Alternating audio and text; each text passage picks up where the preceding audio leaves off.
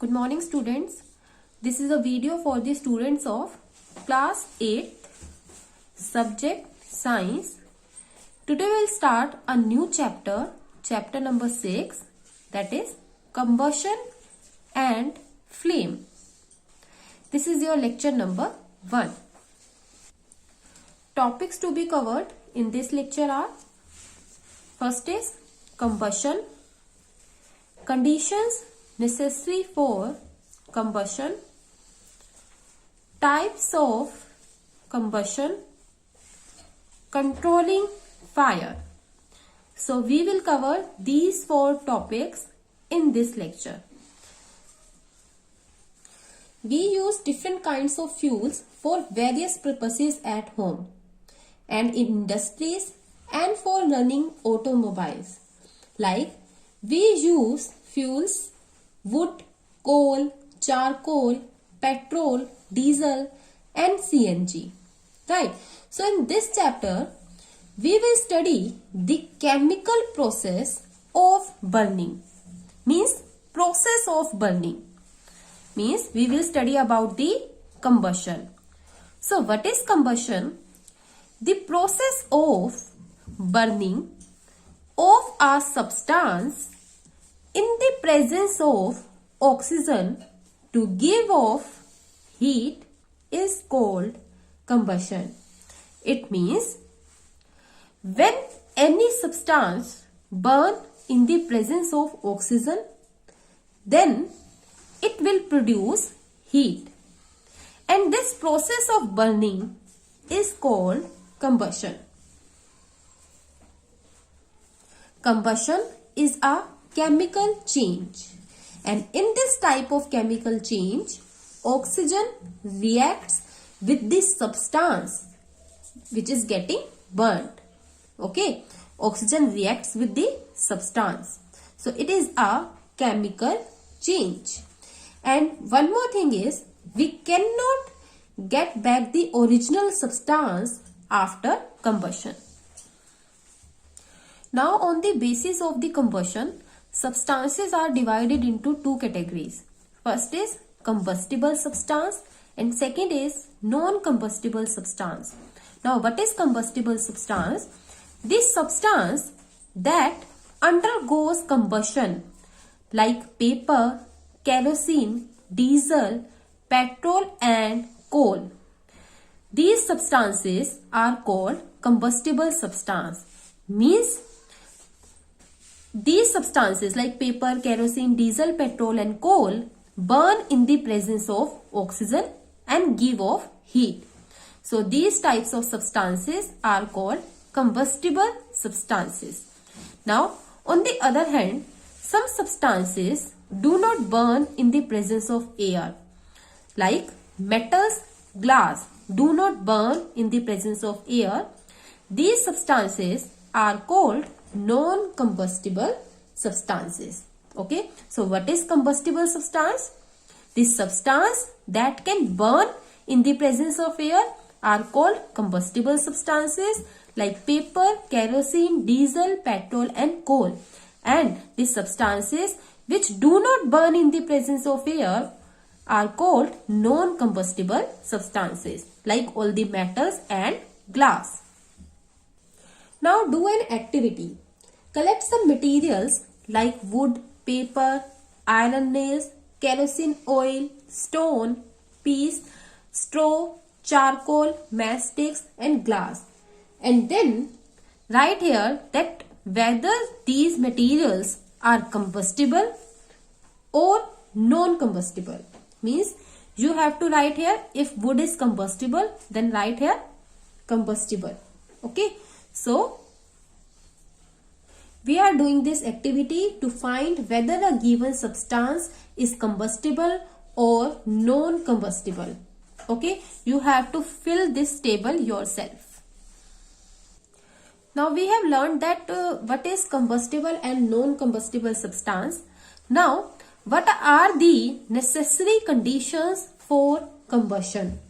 Means now we will learn necessary conditions for combustion.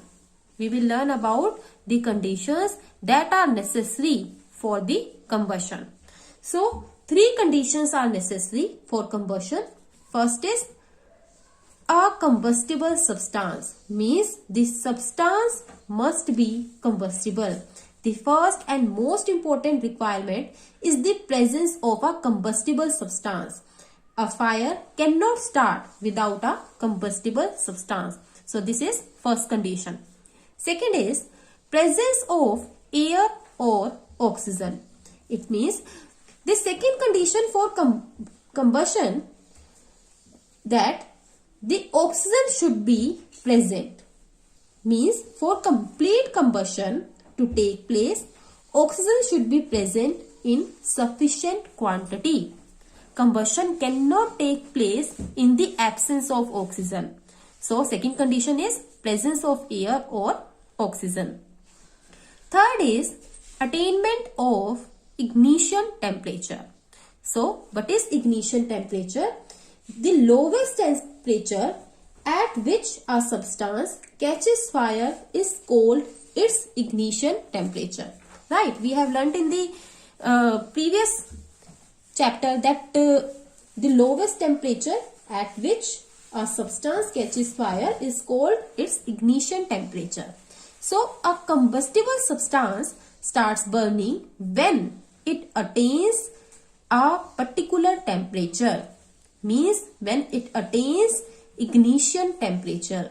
Different substances have different ignition temperatures. Like a matchstick catches fire when it is rubbed against a rough surface. A burning matchstick can set a piece of paper to fire immediately. Means by the matchstick we can burn a paper, but it cannot set a piece of wood to fire. Means it's not easy to burn wood with the matchstick. This is because wood and paper have different ignition temperature. The ignition temperature for paper, means the ignition temperature of paper is low, whether the ignition temperature of wood is high. So some substances have high ignition temperature and some have low ignition temperature. And the substance which have high ignition temperature do not catch fire easily, while some substances like LPG, petrol, which have low ignition temperature, catch fire easily. And the substance which have very low ignition temperature and can easily catch fire are called inflammable substances. Okay, what is inflammable substance? The substance which have very low ignition temperature and can easily catch fire. Now we will do another activity, activity number 2, and the aim of this activity to show that air, means oxygen, is necessary for combustion. Means in this activity we will try to show that oxygen is necessary for combustion, and for doing this activity things required are: take 2 identical candles and a glass jar or a beaker. Now procedure is, first of all, light 2 candles, 2 identical candles, okay, and place them on flat surfaces. Means fix 2 candles on flat plates or flat surfaces. Now cover one candle with an inverted glass jar or a beaker. Means cover this candle with an inverted glass jar. So when you cover it with an inverted glass jar, then you will observe that the candle covered with the beaker, means with the glass jar, stops burning after some time. Now why it happens?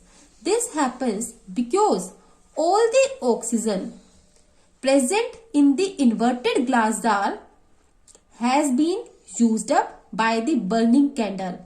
Now there is no air left inside the jar. It means there is no oxygen present in the jar. So because of absence of oxygen, the candle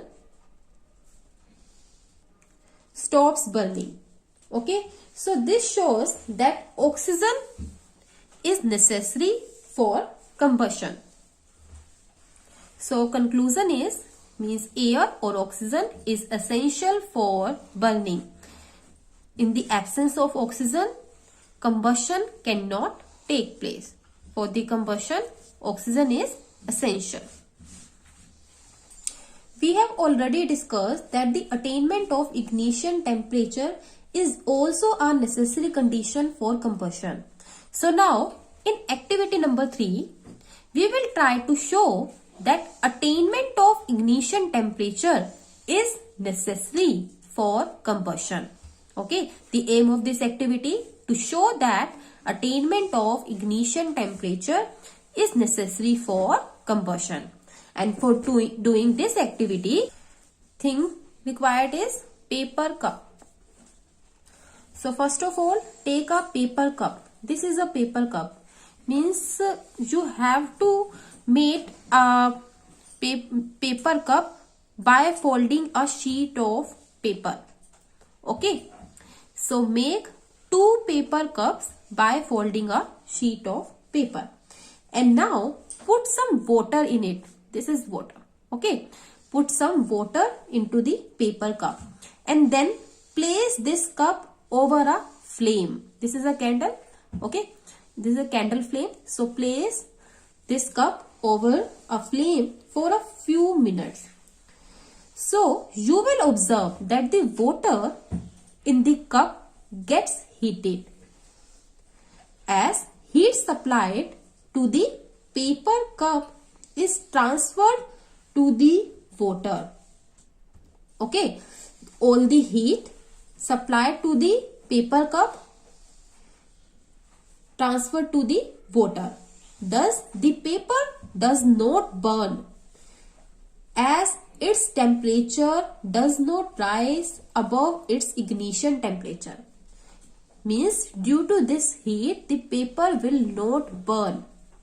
Okay, because temperature does not rise above its ignition temperature. So now repeat this activity by keeping the paper cup on to the flame. Now the paper cup is on to the flame and there is no water in the paper cup. So when you place it on the flame, when you place this paper cup on the flame, then it starts burning. Why? Because now at this time its ignition temperature is attained. Means the lowest temperature at which the paper starts burning is attained. Okay. So due to attainment of ignition temperature, it will start burning. So it means what? For burning, for combustion, attainment of ignition temperature is necessary. In this case, paper will not burn because heat supplied by the flame to the paper cup is not sufficient. Okay, temperature is low or the ignition temperature is not attained. That's why the paper will not burn in the first case.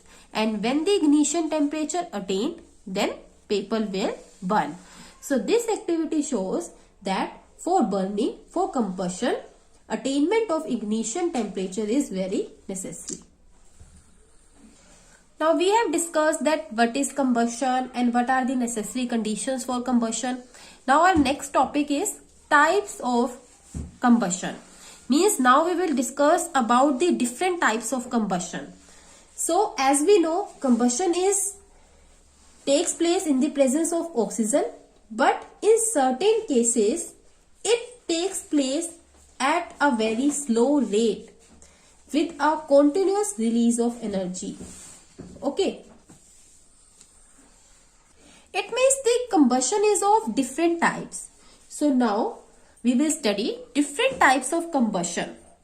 First is rapid combustion. First type of combustion is rapid combustion. Now what is rapid combustion? It is a type of combustion in which a substance burns quickly to produce a lot of heat and light. See, in this type of combustion, substance burns quickly. That's why it is called rapid combustion. Okay, and it will produce a lot of heat and light. For example, when a burning matchstick or a lighter is brought near a gas burner, the gas starts burning immediately. Right? The gas starts burning immediately by the matchstick or a lighter. So, this is an example of rapid combustion. Now, next is spontaneous combustion. What is spontaneous combustion? It is a type of combustion in which a substance burns suddenly into flames without any external heat or apparent cause. It means what? In this type of combustion, a substance burns suddenly but into flames.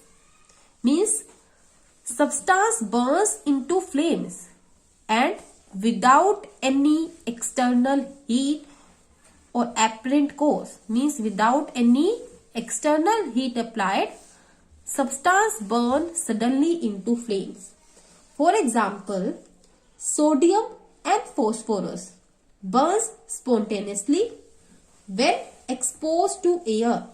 Means sodium can burn at the atmospheric temperature, or sodium can burn when exposed to the air. Okay, so this is an example of spontaneous combustion.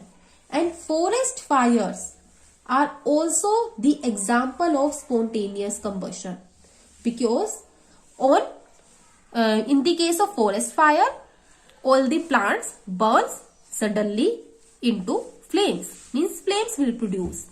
Okay, so forest fire is also the example of spontaneous combustion. Next is explosion. Now, what is explosion? It is a type of combustion in which large amount of heat and light is evolved with a loud sound. It means what? In this type of combustion, large amount of heat and light is released and a loud sound is also produced. It is accompanied by liberation of large amount of gas. Means large amount of gases are also released during this combustion. For example, when we burn crackers, then sound and light is produced. Okay, so burning crackers is an example of explosion. Means when crackers are ignited, heat, sound and light are produced. So this is an example of explosion. Now next type of combustion is complete combustion. The combustion in which the substance gets completely burnt to form the highest oxide of the substance is called complete combustion. It means what? The combustion in which the substance gets completely burned, and on burning it will produce highest oxide of the substance. Means it will produce carbon dioxide, okay, heat and light. This is called complete combustion, and complete combustion takes place in presence of sufficient oxygen. It can't take place in the presence of insufficient oxygen. Okay, means it will require sufficient oxygen. So complete combustion takes place in the presence of sufficient oxygen. Now next is incomplete combustion. The combustion that takes place in the presence of insufficient oxygen is called incomplete combustion. Means when the oxygen is not sufficient, then it is called incomplete combustion, and it results in the formation of carbon monoxide. Means due to incomplete combustion, carbon monoxide, which is a harmful gas, will produce. Okay. So these are some various types of combustion. Now our next topic is controlling fire. Means in this topic we will learn that how do we control fire. How can we control fire? So we know that fire can be controlled by removing the combustible substance, cutting off the air supply, or by cooling down the combustible substance below its ignition temperature. Now let's discuss the different ways to control a fire. So first way is by using water. Water is the most common fire extinguisher. It cools down many combustible substances below the ignition temperature. Means it can cool down many combustible substances below the ignition temperature. The water vapor formed surrounds the combustible substance. Means when we throw water or when we fall water on the combustible substance, then water vapors will form and it will cuts off the air supply. And if it cuts off the air supply, it means what? It can stop the fire. Water can be used to put out fires caused by wood or paper, but it cannot be used to put out fire caused by oil, petrol, kerosene, etc. We cannot use water to put out fire caused by oil, petrol, kerosene, etc. Why? Because these substances are lighter than water. Means petrol, kerosene, oil are lighter than water and keep floating on water. Okay. So water cannot be used to put out fires caused by these substances. Water should not be used to put off a fire caused by electricity. Why? Because water is a good conductor of electricity. So when you use water to put off fire caused by electricity or to put off a fire caused by electrical equipment, then it can give electric shock to you. Okay. So water should not be used to put off a fire caused by electrical equipment or by electricity. Second way is by using carbon dioxide as fire extinguisher. Carbon dioxide can be used to extinguish the fire caused by petrol, oil, kerosene. Why? Because carbon dioxide is heavier than oxygen and covers the combustible substance. It covers the combustible substance like a blanket, thus cutting off the contact between the combustible substance and air. And it can also be used to extinguish fire caused by electricity. Okay. Because it does not conduct electricity. Carbon dioxide does not conduct electricity. And thus there is no danger of to being injured or no danger of electric shock. Okay. In cylinders of fire extinguisher, carbon dioxide is stored. Okay. Carbon dioxide is stored in liquid form.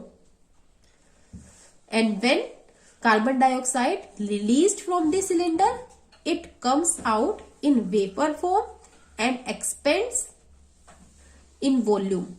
Thus carbon dioxide can be used to control the fire. Third way is by using a blanket. Means when a person's clothes catch fire. So in that case, A blanket should be wrapped around his body to cut off the oxygen supply, means air supply.